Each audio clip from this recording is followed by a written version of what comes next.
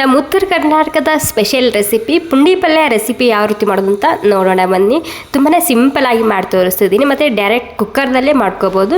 ಕುಕ್ಕರ್ದಲ್ಲಿ ಮಾಡೋದಾದರೆ ತುಂಬ ಸುಲಭವಾಗಿ ಮತ್ತು ಬೇಗನೆ ರೆಡಿ ಆಗುತ್ತೆ ಈ ಪುಂಡಿ ಪಲ್ಯ.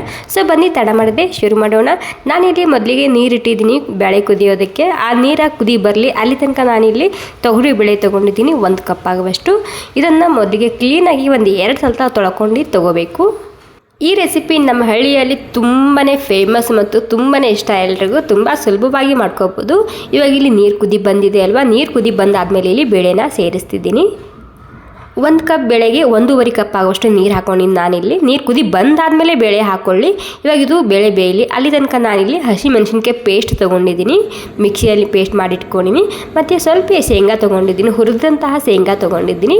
ಅದ್ರ ಜೊತೆಗೆ ಬೆಳ್ಳುಳ್ಳಿ ತೊಗೊಂಡಿದ್ದೀನಿ. ಇದರಲ್ಲಿ ಬೆಳ್ಳುಳ್ಳಿ ಕ್ವಾಂಟಿಟಿ ಸ್ವಲ್ಪ ಜಾಸ್ತಿನೇ ಇರಬೇಕು. ಅದ್ರ ಜೊತೆಗೆ ನಾನಿಲ್ಲಿ ಪುಂಡಿ ಪಲ್ಯ ತೊಗೊಂಡಿದ್ದೀನಿ. ಇದನ್ನು ಕ್ಲೀನಾಗಿ ತೊಳೆದಿಟ್ಕೊಂಡು ನಾನು ಮೊದಲೇ ನೀರೆಲ್ಲ ಹೋಗಿದೆ. ಇವಾಗ ಇದನ್ನು ನಾನು ಸಣ್ಣದಾಗಿ ಕಟ್ ಮಾಡ್ಕೊಂಡು ತೊಗೊತಿದ್ದೀನಿ. ಇದು ಕೆಲವೊಂದು ಕಡೆಗೆ ಗೊಂಗೋರು ಸೊಪ್ಪು ಕೂಡ ಅಂತ ಹೇಳ್ತಾರೆ. ಮತ್ತು ಇದರಲ್ಲಿಂದ ಚಟ್ನಿ ಕೂಡ ತುಂಬಾ ರುಚಿಯಾಗಿ ಬರುತ್ತೆ. ಸೊ ಚಟ್ನಿ ಕೂಡ ಬೇಕಿದ್ರೆ ಮುಂದಿನ ವೀಡಿಯೋದಲ್ಲಿ ತೋರಿಸ್ಕೊಡ್ತೀನಿ. ಅದು ಕೂಡ ತುಂಬ ಸಿಂಪಲಾಗಿ ಮಾಡ್ಕೋಬೋದು, ತುಂಬಾ ರುಚಿಯಾಗಿರುತ್ತೆ. ಸೊ ಇವಾಗ ನೋಡಿ ಈ ಪುಂಡಿ ಪಲ್ಯ ನಾನು ಎಲ್ಲನೂ ಕಟ್ ಮಾಡ್ಕೊಂಡು ತೊಗೊಂಡಾಗಿದೆ. ಇಲ್ಲಿ ಬೇಳೆ ಕೂಡ ಬೆಂದಿದೆ. ಸೊ ಇವಾಗ ಚೆಕ್ ಮಾಡಿ ನೋಡ್ತಿದ್ದೀನಿ. ನೋಡಿ ಬೇಳೆ ಯಾವ ರೀತಿ ಬೇಯಿಸ್ಕೊಂಡಿದ್ದೀನಿ ಅಂತ ನಿಮಗೆ ತೋರಿಸ್ತಿದ್ದೀನಿ ನಾನು. ಜಾಸ್ತಿ ಸ್ಮೂತಾಗಿ ಸಾಂಬಾರಿಗೆ ಬೇಯಿಸ್ಕೊತೇವಲ್ಲ ಆ ರೀತಿ ಬೇಯಿಸ್ಕೋಬಾರ್ದು. ಸ್ವಲ್ಪ ಹೌದೋ ಇಲ್ಲ ಅನ್ನಂಗೆ ಬಿರ್ಸೆ ಇರಬೇಕಿದು. ಈ ಟೈಮ್ನಲ್ಲಿ ಈ ಸೊಪ್ಪು ಸೇರಿಸ್ತಿದ್ದೀನಿ, ಅಂದರೆ ಈ ಪುಂಡಿ ಪಲ್ಯ ಸೇರಿಸ್ತಿದ್ದೀನಿ. ಓಕೆ, ಇವಾಗ ಪುಂಡಿ ಪಲ್ಯ ಹಾಕೊಂಡಾಗಿದೆ. ಅದ್ರ ಜೊತೆಗೆ ನಾನು ಇವಾಗ ಮೊದಲೇ ಮೆಣಸಿನ್ಕಾಯಿ ಪೇಸ್ಟ್ ಮಾಡಿ ಇಟ್ಕೊಂಡಿದ್ದವಲ್ಲ ಅದು ಸೇರಿಸ್ತಿದ್ದೀನಿ. ಖಾರಕ್ಕೆ ನೋಡ್ಕೊಂಡು ಹಾಕ್ಕೊಳ್ಳಿ ನೀವು ಇಲ್ಲಿ. ಮತ್ತು ಬೆಳ್ಳುಳ್ಳಿ ಹಾಕ್ಕೊತಿದ್ದೀನಿ ಒಂದು ಸ್ವಲ್ಪ. ಬೆಳ್ಳುಳ್ಳಿ ಕ್ವಾಂಟಿಟಿ ಸ್ವಲ್ಪ ಜಾಸ್ತಿನೇ ಇರಬೇಕು ಇದರಲ್ಲಿ. ಅದ್ರ ಜೊತೆಗೆ ಶೇಂಗಾ ಬೀಜ ಹಾಕ್ಕೊತಿದ್ದೀನಿ. ಸ್ವಲ್ಪ ಹುರಿದಂತಹ ಹೆಸರು ಕಾಳಿದ್ರೆ ಅದು ಕೂಡ ಹಾಕೋಬೋದು. ಮೊದಲೇ ಹಾಕೋಬೇಕಾಗುತ್ತೆ. ಅದು ರುಚಿಗೆ ತಕ್ಕಷ್ಟು ಉಪ್ಪು. ಓಕೆ, ಉಪ್ಪು ಹಾಕ್ಕೊಂಡಿನಿ. ಇವಾಗ ಉಪ್ಪು ಹಾಕ್ಕೊಂಡು 1 ಚಮಚ ಜೀರಿಗೆ ಸೇರಿಸ್ತಿದ್ದೀನಿ. ಉಪ್ಪು, ಜೀರಿಗೆ ಮತ್ತು ಒಂದು ಲೈಟಾಗಿ ಒಂದು ಸ್ವಲ್ಪ ಅರಿಶಿನ ಸೇರಿಸ್ತಿದ್ದೀನಿ ಇದಕ್ಕೆ. ಮತ್ತು ಹೋಮ್ ಮೇಡ್ ಮಸಾಲೆ ಖಾರ ಹಾಕ್ತಿದ್ದೀನಿ. ಈ ಮಸಾಲೆ ಖಾರ ಮಿಕ್ಸ್ ಮಾಡದೆ ಹಾಕ್ಕೊಳ್ಳಿ ಪುಂಡಿ ಪಲ್ಯಕ್ಕೆ. ತುಂಬಾ ರುಚಿಯಾಗಿರುತ್ತೆ. ಇದು ಟೇಸ್ಟ್ ಕೂಡ ತುಂಬಾ ಸರಿಯಾಗಿ ಬರುತ್ತೆ ಈ ಮಸಾಲೆ ಖಾರ ಹಾಕೋದ್ರಿಂದ.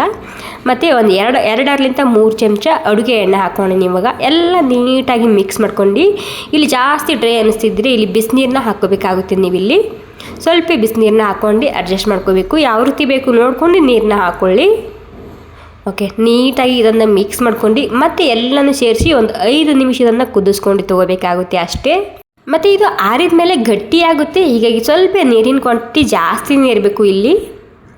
ಓಕೆ, ಎಲ್ಲ ಮಿಕ್ಸ್ ಮಾಡ್ಕೊಂಡು ಇದಕ್ಕೆ ಒಂದು 5 ನಿಮಿಷ ಕುದಿಸ್ಕೊಂಡು ತೊಗೊತಿದ್ದೀನಿ. ಉಪ್ಪು ಖಾರ ಒಂದು ಸಲ ಚೆಕ್ ಮಾಡಿ ನೋಡ್ಬೋದು ನೀವಿಲ್ಲಿ. ಒಂದು 5 ನಿಮಿಷ ಆದಮೇಲೆ ನಿಮಗೆ ಓಪನ್ ಮಾಡಿ ತೋರಿಸ್ತಿದ್ದೀನಿ.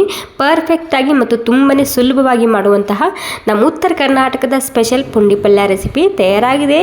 ಜೋಳದ ರೊಟ್ಟಿ ಜೊತೆಗೆ ತುಂಬ ರುಚಿಯಾಗಿರುತ್ತೆ ಇದು. ಸೊ ಜೋಳದ ರೊಟ್ಟಿ ಬೇಕಿದ್ರೆ ಕಾಮೆಂಟ್ ಮಾಡಿ ತಿಳಿಸಿ, ಮುಂದಿನ ವಿಡಿಯೋದಲ್ಲಿ ತೋರಿಸ್ಕೊಡ್ತೀನಿ. ಚಪಾತಿ ಅನ್ನಕ್ಕೆ ಕೂಡ ಸೂಪರಾಗಿರುತ್ತೆ. ಬಟ್ ಜೋಳದ ರೊಟ್ಟಿ ಜೊತೆಗೆ ತುಂಬ ರುಚಿಯಾಗಿರುತ್ತೆ ಈ ರೆಸಿಪಿ. ಓಕೆ, ಈ ಸಿಂಪಲ್ ರೆಸಿಪಿ ನಿಮಗೆ ಸ್ವಲ್ಪನಾದರೂ ಇಷ್ಟ ಆಗಿದ್ರೆ ಒಂದು ಲೈಕ್ ಮಾಡಿ. ಹಾಗೆ ನೀವು ಈ ವಿಡಿಯೋ ಎಲ್ಲಿಂದ ನೋಡ್ತಿದ್ದೀರಂತ ನನಗೆ ಕಾಮೆಂಟ್ ಮಾಡಿ ತಿಳಿಸ್ಬೇಕು.